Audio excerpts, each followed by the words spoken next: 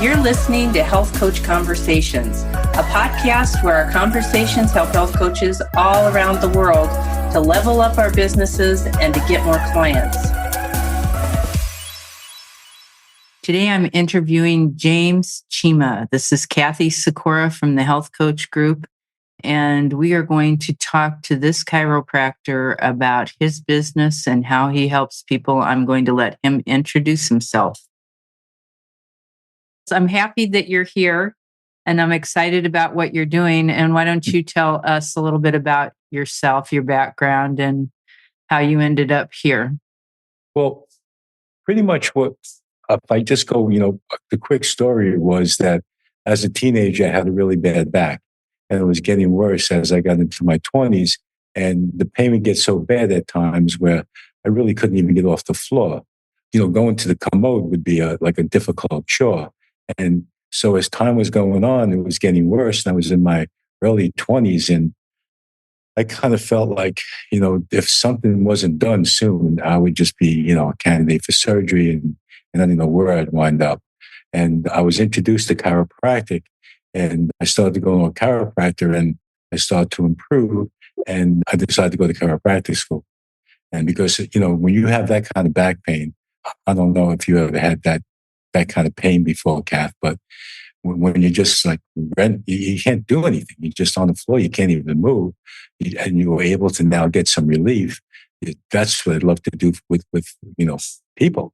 I'd really like to help people in that kind of a situation. So as I went through chiropractic school, I started to realize that it was more than just treating some physical injuries, which I thought was great enough. But I started to learn about, how chiropractic can work with someone's health, not just, from a standpoint of adjusting them, but teaching them how to exercise properly and teaching them all the things that they can do from a nutritional perspective as well. So as I was graduating from chiropractic school, there was a quote from Thomas Edison. And he talked about the doctor of the future. And he said, the doctor of the future will prescribe no medication, will interest his patients in diet, cause and prevention of disease, and the structure of the human body. And I said, wow, that's what I really wanted. I wanted to be that doctor. But there was no book. There was no course. We're talking about something in the future. So how is that even tangible? But I knew that that's what I wanted to be. I wanted to be a doctor of the future. So as I started to go through and finish school, I started to teach and write and treat patients on a consistent basis on not just chiropractic, but just overall health with all the tenets that, Mr. Edison put into place, especially about diet and the structure of the human body. And so the more I kind of worked that way, I realized that I saw patients that got well from all different kinds of problems, not just structural, like I have back pain, but people with gallbladder problems, people with kidney problems, thyroid. It didn't really matter, liver, pancreatic. It was a way to get the body to function at a higher level, just on, understanding what health really was. And so it's been 50 years now. So it's not something that I just saw. I started dabbling in a few years ago. This is my life. And it's my whole, you see my family behind you. Two of them are chiropractors. And it's like chiropractors, they're more open to holistic wellness. Right. Well, our facility right now, see, our dream was to create a facility where you just didn't have, medical. You had functional medicine as well. Mm-hmm. So medical, is the typical, I gave you a medication or I gave you surgery. Where functional is like, no, let's figure out how the body can help right itself and improve itself. But we have both ends of the spectrum now, because sometimes people do need medications. Sometimes they do need surgery. So it's kind of like, it's nice to have everybody underneath one roof where I can speak to a medical doctor if I want, or an osteopath, or we have orthopedic surgeons that we really have a great relationship with. So we have a really good armamentarium to look at patients from a multidisciplinary approach, which I think is the best way, because people out there are suffering needlessly. And it's at a point where it's overwhelming now. It's even after the COVID, people have become even more sick and diseased than ever before because of all the things that happened to them prior. Whether it be getting the vaccinations, not getting COVID, not being able to see a dying relative, and having all that emotional duress and stress. And I have watched that firsthand, because we live in Florida, so we were pretty much able to stay open throughout the whole COVID process. And it was great because we were able to treat patients and educate them on how they can take care of their health, even underneath the circumstances that they were in. But because we're an essential business, we're at least able to open up our health facility and be able to treat and educate and work with patients through that time. And I just watch people get, the stories that I hear from people who had COVID, who had the vaccinations and what's going on. It's been very troubling because I just watched the health, which was really bad of our nation. I mean, we used to rank 37th among nations. I think we're probably in the 40s now, but it's getting worse because of just the way people look at health. They don't even understand health. A lot of people look at health, like let's say a unidirectional or just one, myopic type situation and say, okay, health is, well, if I eat right, I'm healthy. That's couldn't be the furthest thing from the truth. Health is not just, eating right. Health is a balance, chemically, physically, and mentally, emotionally. And there's sciences that back that up. Chemistry, backs up the chemical side of man. Physics, looks at the man from a structural approach, and you have the mental, emotional aspect to health and wellness. So health is a composite, chemically, physically, mentally, emotionally, and you have to deal with all three sides. And most doctors don't. Most doctors work on one side of that triangle or triune. If you're a medical doctor prescribing medications, well, everybody has a drug problem. If you're a surgeon, everybody's a surgical candidate. Chiropractic, if you're a chiropractor, everything's physical. There's the old adage, if the only tool you have is a hammer, the world looks like a nail. And that's not the way it is. So when I'm looking at patients, a lot of times I'm looking at them, not just structurally, if they come in with pain. I want to know, let's say, biochemically what's going on. So it might require blood chemistry analysis, and then looking at the stresses in their lives. People have tons of financial stress today, and just, all different kinds of stresses and strains on their life. And that just does have a real big impact on their wellness and how fast they're going to get well and if they're going to get well. So that's pretty much and, since that time, it was just, when I started my practice in 1980, I never realized the most important thing is having family. Right. As far as everything else goes, right behind me means everything. Right. Yeah. So what to you constitutes excellent health? I think what the really important thing is, from a nutritional perspective, and I have books on my website, and they can get the PDF download version. It doesn't cost you anything. You can go, online and buy the original book itself. But what you really want to do is you want to really look at the body chemically, physically, and mentally, emotionally. So from a perspective of nutrition, because I'd like to spend some time on nutrition, and the reason why I say that is because if you look at the three you have number 1, 2, 3 kills in the United States. Number 1 is heart disease. Number 2 is cancer. And number 3, most people don't guess, it's iatrogenic disease induced by the physician. So the physicians do kill people. And so you have this kind of a thing where the cancer kills about 800,000 a year. Heart disease about 1 million with strokes.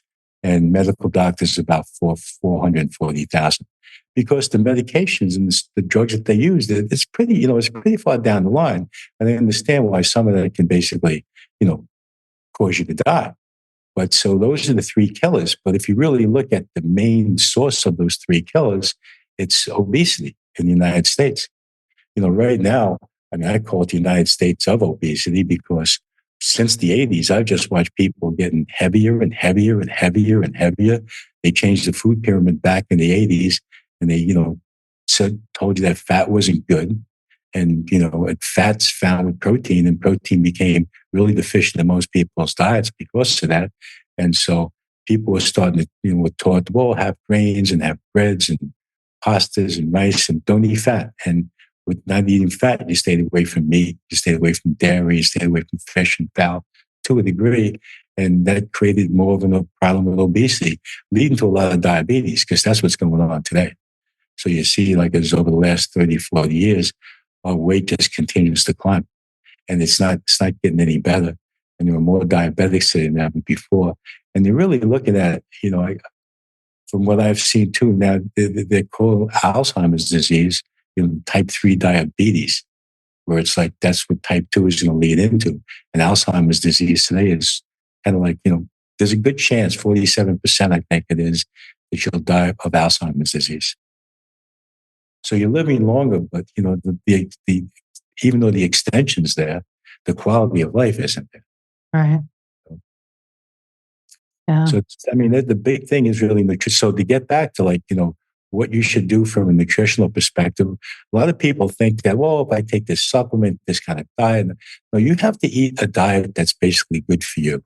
And each person is individual. And so I always tell people, so you want to start working with nutrition, first question you have to ask yourself is, what foods do you really like? If I were going to take you out to a restaurant and, it'll be for your birthday, and you can eat whatever you want, you're not going to gain any weight, you don't have to pay for anything, what would be your ideal dinner?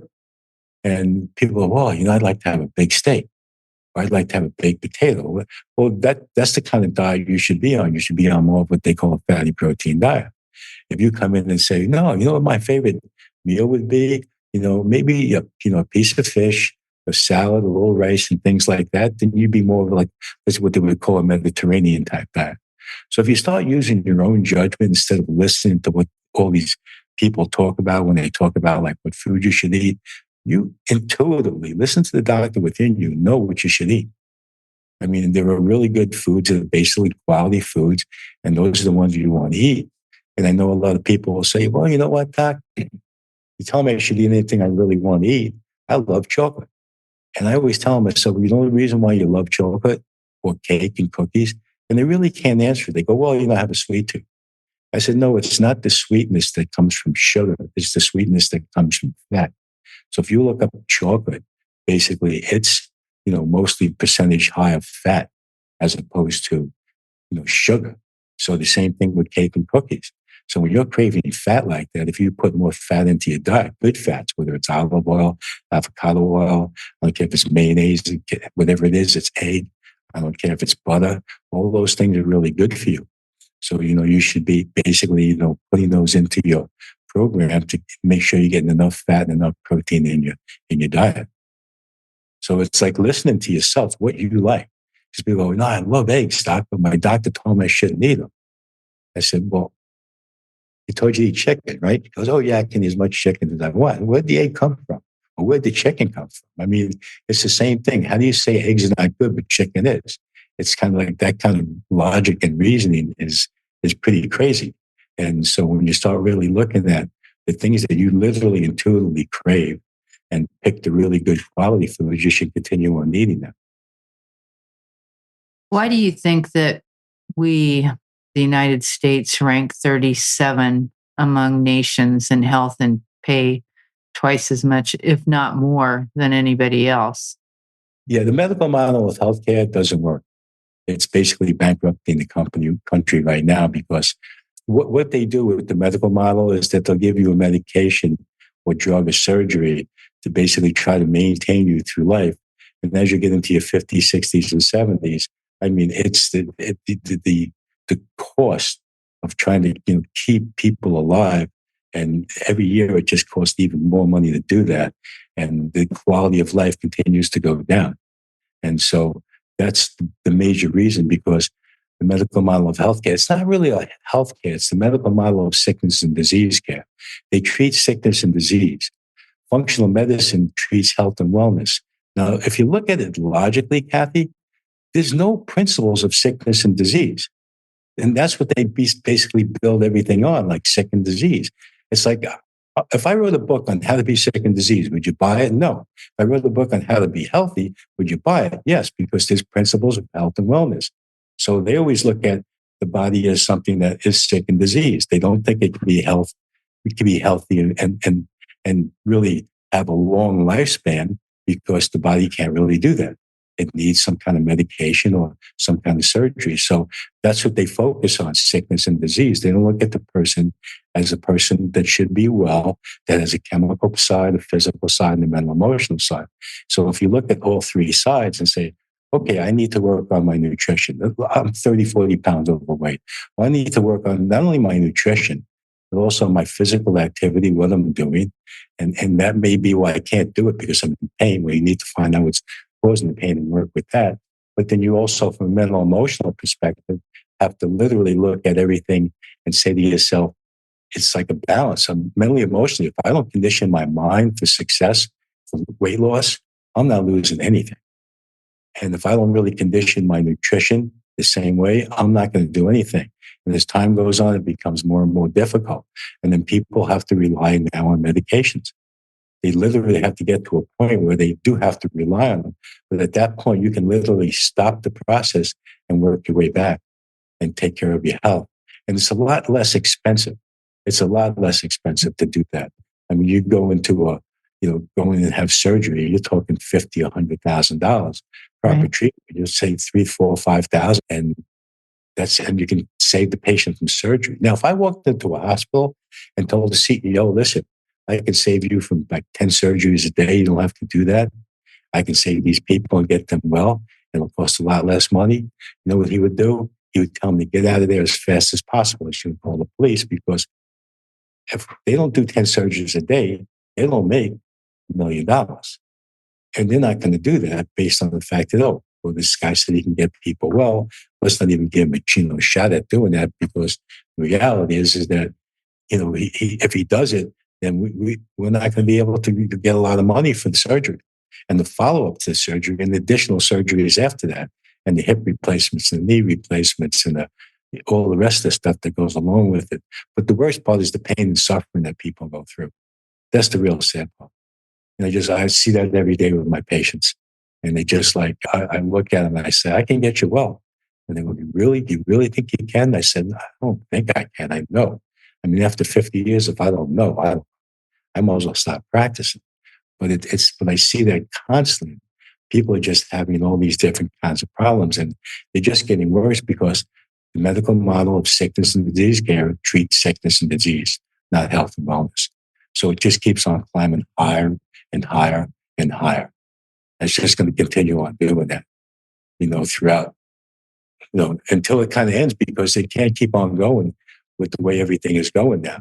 Now with all these additional people coming into the country and getting, well, it's not free healthcare or sickness and disease care. Someone's going to have to pay for it, and it's going to be public. And so it's going to further bankrupt everything even quicker than it's doing right now. So there's a lot of books being written and a lot of talk about living past 100, and I think you say 150. Yeah. How do you live to be 150 years old and be comfortable doing it? That's like in the book. It kind of like when I wrote the book, Achieving Unlimited Health, I said, I have to write this book because I want people to understand what they need to do to improve their health. Because they're the ones, that's the thing. People look to their doctors to improve their health. Like I said, doctors treat sickness and disease. So they're not interested in treating your health. So it's kind of like, who's responsible for that? Well, the patient is. And a lot of people don't want to take that responsibility on, even though it's their own body and it's their own life. So, I mean, that's the most important thing that you have to come into grips with, that you're the one that's going to have to be responsible for this. But then you need people. I wrote that book to say, look, you want to be healthy. You got to be healthy chemically, physically, and mentally, emotionally. And if you don't do all three, you're not going to be healthy. I don't care if you have the best diet in the world. It's only 33 and 30% of your health. I don't care if you're the most mentally intelligent, brilliant person in the world and everybody loves you to death. It's still 33 and 30% of your health. And same thing with physical. So you have to, as a person, know how to treat my body, not just the doctor, but how I treat my body to keep my body maintained chemically, physically, mentally, emotionally. For example, most people I see today in their 80s and 90s, they have really two bad debilitations. One's physical, where they just can't walk. They need walkers. Their balance is horrible. They can't do anything. So physically, they can't do much of anything. And then the other ones where we talk about where they have dementia and Alzheimer's, which is climbing through the roof right now, and it's getting worse. So you either have a person that, physically he's great, but mentally he doesn't know where he is. And the same thing. It's like I have a lady, 98 years old patient. We've been treating her for probably 50 years. And for 50 years, I've been telling this lady, exercise. I have a gym in my office. She's been coming to me for all these years. She still never exercised. Mentally, she's sharp as a tack. Physically, she needs a walker. She can't do anything, can't drive, can't do anything. So it's kind of like you have to maintain yourself physically. And so if you have any kind of physical pain, you better figure out what's causing it and get rid of it, because it's going to get worse. It doesn't get better. It definitely gets worse. You might turn, oh, I just had a knee replacement. Well, that's good. But you know what? There's a good possibility it may not work. You may have to go for another replacement. Oh, yeah, he told me the other knee is bone on bone. And then have to do that too. And it's like going through those kinds of surgeries in the 70s or 80s or 60s, pretty intense. Changes your life forever. That's the other thing too. Heart disease is really on the rise. And I've watched it firsthand. A person has a heart attack, even though if they live through it and they have the open heart surgery, their life has changed forever. They're just like not the same person. And they just, any kind of pain or ache that they feel, they don't know what's happening. So it's good to, it's like I always tell people, I say, I found a cure for cancer. They go, yeah, what is it? Prevent it. There's no cure for cancer. Once you have it, it's kind of like, there, you got to figure out the cause of what created that situation and try to change it. Whereas with the medical profession says, no, you have the cancer, it's done, you need, chemo and radiation or surgery, whatever it is. And it's like, no, if you figure out what's causing the cancer or what's causing the problem to begin with, at least try to write that. Okay, yeah, you might need some chemo, you might need some radiation, but your body can't keep on going through that. It's causing damage, even though it's quote unquote trying to help you. So back in the 60s, you know what they said would cause cancer? Anything that was chemical or radiation. Now they use it to treat it. So I don't know. I don't know the logic with the medical establishment. I know a lot of stuff they do is illogical, okay, because they look at everything sick and disease. I look at the health and wellness. So they're looking at them. They're talking Chinese and I'm talking English. So it's hard it's hard to explain certain things because they're always thinking sickness and disease and you're thinking health and wellness. And they think the body can't heal itself. And I always think that, as long as the body's alive, yes, it has limitations, but it can heal itself. That's the goal. That's why you can live for 150 years. The body's just constantly, every 6 months to a year, Kath, you have a brand new body. Every 6 months to a year, you have brand new heart, brand new lungs, brand new muscles, brand new bones, brand new everything. And yet, if you give the body what it needs, it keeps on improving. So as you I don't like to talk about aging, I like to talk about maturing. You can either mature like a fine wine, you can ride on the vine. It's like your choice. But as long as you keep on taking care of the body, chemically, physically, and mentally, emotionally, you're going to be the one that's going to improve. And so you won't need medicine much. And you'll be able to live at least 100, 120 years of age. But not just like live it, but enjoy being alive. And again, it's not just like all about you. It's like I said, behind me with my family, it's like, watching my grandkids grow and then watching my great grandkids grow and, being at their, and their weddings and their graduations and all that. That's where it's really at this particular point in my life. And to have my son and my daughter involved in the practice, my son runs the practice. He's the powerhouse of the team right now. And my daughter does all the pediatrics and the obstetrics. And we even have our grandkids working in the office now that'll be getting out of school for the summer. They'll be working in our office, just like my kids did when I was practicing. So, my wife and I started this whole thing. And I have to give a tremendous amount of salute to my wife because just putting up with me for all these decades. That allows you to keep working, doesn't it? And she's in the office. She works with me in the office still. She doesn't want, and she wants to be in the office. She's like, always when patients come in, I'm like, where's my wife? She's supposed to be at the front desk. She's in the room with the patient talking to so she's like an integral part of the practice, and she does it. She wants to be there. It's like she doesn't have to be there. She wants to be there. So it kind of like gives us something to do. And so, how we do it, I don't know, because we're around each other almost 24/7. Mm-hmm. And but it's kind of like whatever you have, whatever problem you have, it's like worked out immediately because we have too much stuff we have to deal with in order to basically keep everybody happy and going. So. Right.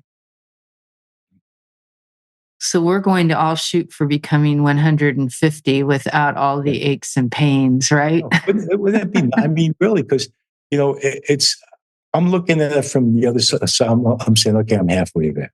Okay, because I turned 75 last October. But it's kind of like, okay, I don't really have any kind of like, don't really have pain.